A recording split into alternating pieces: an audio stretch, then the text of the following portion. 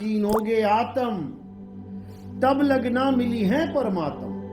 तुम परमात्मा को डायरेक्ट ढूंढना चाहते हो, इसीलिए भटक रहे हो। परमात्मा को ढूंढने के लिए तुम कहां जा रहे हो? मंदिर, मस्जिद, गुरुद्वारे, चर्च, तीर्थ, मूर्त, भुइयां, भवानी, पता नहीं कहां कहां धक्के खा रहे हो।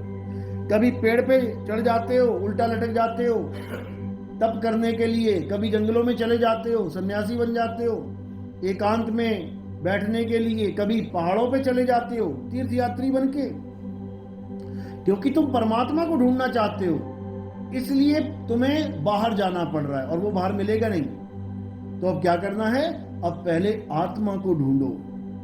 जब लगना चीनोगे आत्म, जब तक तुम आत्मा को नहीं चीन लेते तब तक ना मिली है परमात्मा, तब तक तुम्हें परमात्मा मिल ही नहीं सकता। जैसे दूध घी को ढूंढने के लिए जंगल जंगल वन वन में भटकने लग जाए, दूध घी को ढूंढने के लिए मंदिर मस्जिद गुरुद्वारों में जाने लग जाए, दूध घी को ढूंढने के लिए तीर्थ यात्राएं करने लग जाए, तो उसको क्या मिलेगा? वो ढूंढता रहेगा घी कहां है, घी कहां है, घी कहां है, घी कहां है, और उसको कभी घी मिलेगा ही नहीं। कब मिलेगा? जब वो अपने अंदर ढूंढेगा। घी कहां छुपा हुआ है? दूध के अंदर। घी निकालते हो, मक्खन निकालते हो, कहां से निकलता है? दूध के अंदर से। तो अब दूध क्या करे? घी को ढूंढना छोड़ दे बाहर, और कहां ढूंढे? अपने अंदर। यही कबीर साहब समझा रहे हैं, कह रहे ज्यों तिल माही तेल है, तिल तेल को ढूंढने के लिए गलियों में भटक रहा है, इसीलिए तेल मिल नहीं रहा। ज्यों तिल माही तेल है, ज्यों चकमक में आग, और तेरा साईं तुझ में है, जाग सके तो जाग। तेरा साईं बाहर नहीं है, तेरे अंदर है, लेकिन गलती से उसको काया के अंदर मत मान लेना। वो तुम्हारे अंदर है, काया के अंदर नहीं है, क्योंकि तुम काया हो ही नहीं। तुम काया नहीं हो। दिल मेरे अंदर है, मेरी जैकेट के अंदर नहीं है, ये मेरी काया है। काया के अंदर दिल नहीं है, मेरे अंदर दिल है। तो इसी प्रकार काया में परमात्मा नहीं है, इस शरीर में परमात्मा नहीं रहता। अगर इसमें परमात्मा रहता होता तो इस शरीर से गंदगी निकलती नहीं।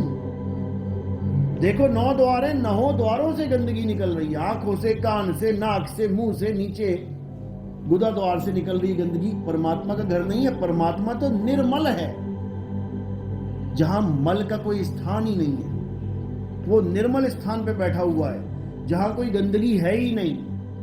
इसीलिए उसके लोक को सतलोक कहते हैं, लेकिन वो वाला सतलोक नहीं जहां लोग दूध की नदियां बहा रहे हैं, वो नहीं। जहां सोने के पहाड़ हैं वो सतलोक नहीं है। सतलोक है सत्य लोक, यानी सत्य क्या है? आत्मा ही सत्य है, आत्म देव ही सत्य है। आत्मा में लीन हो जाना ही सतलोक है। जब आत्मा में लीन, अभी लीन हो, अभी काया में लीन हो। देखो काया के अंदर बैठे हुए हो तो कहां हो? 3 लोक में। ये 3 लोक है, 3 लोक है देह में, रोम रोम में धाम, और बिन सतगुरु ना पाइए सार शब्द निज नाम। सार शब्द है शिखर पर, मूल ठिकाना सोए, और बिन सतगुरु पाए नहीं लाख कथे किनको। वो आत्म स्वरूप, वो सार शब्द शिखर पे है, और शिखर पे जाने के लिए क्या करना पड़ेगा? विहंगम चाल से हमें वहां पहुंचना पड़ेगा। विहंगम चाल यानी पक्षी की चाल, उसके अलावा और कोई रास्ता नहीं है। शब्द विहंगम चाल हमारी, कहे कबीर सतगुर दई तारी, खुले कपाट शब्द झनकारी, पिंड यंड के पार सो देश हमारा है, करने दीदार महल में प्यारा है। यही समझा रहे हैं। कह रहे हैं जब तुम अपने आप को जानोगे, तुम्हें ऐसा गुरु मिल जाएगा जो तुम्हें तुम्हारे स्वरूप का लखाव कर देगा। फिर अपने सारे ध्यान को अपने आप में स्थित कर लेना है, अपने सत्य स्वरूप में स्थित कर लेना है। और जैसे ही सत्य स्वरूप में स्थित हो जाओगे तो समझ लो पहुंच गए सतलोक। गीता अध्याय 3 17वां श्लोक यही बता रहा है। हे अर्जुन, जो अपनी आत्मा में रमण करता है, कहां रमण करता है? अपनी आत्मा में। जैसे घी रमण कर रहा है कहां पे? दूध में। ऐसे ही तुमने भी अपनी आत्मा में रमण करना है। हे अर्जुन, जो अपनी आत्मा में रमण करता है, जो अपनी आत्मा में तृप्त है, जो अपनी आत्मा में संतुष्ट है, उसके लिए कोई धार्मिक कर्म कर्तव्य लागू ही नहीं होता।